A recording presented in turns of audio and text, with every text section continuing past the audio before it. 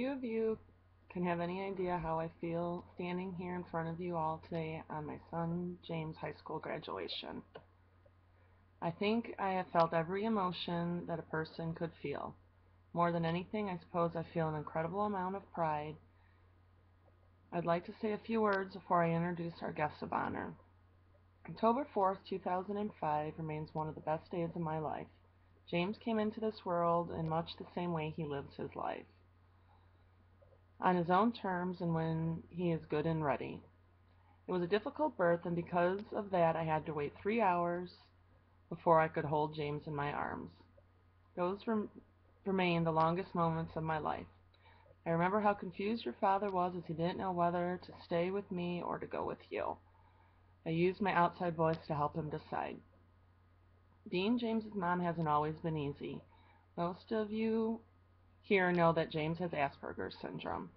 If you didn't know, then you must have been real confused watching James grow up.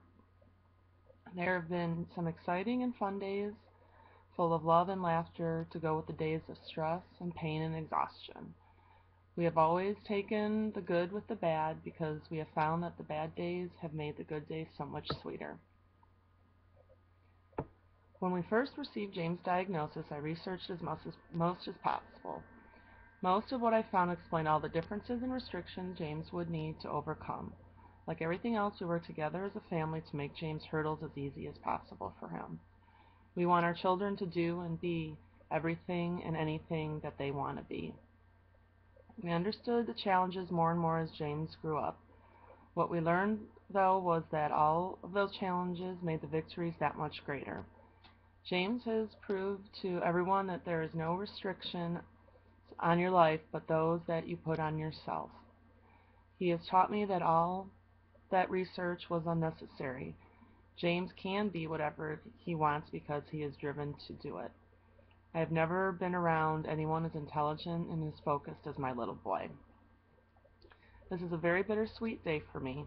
My little James isn't so little anymore, and he is preparing to begin a new chapter in his life. A chapter that for the first time in his life does not include his mom and dad being right beside him. This fall, James will begin his freshman year at Purdue University in West Lafayette. He will be continuing the legacy of Purdue students that began with his grandfather and namesake. The School of Civil Engineering is lucky to have such an intelligent, handsome, funny, and all-around great kid entering their program. James Daniel, I love you to the moon and beyond. I always have, and I always will.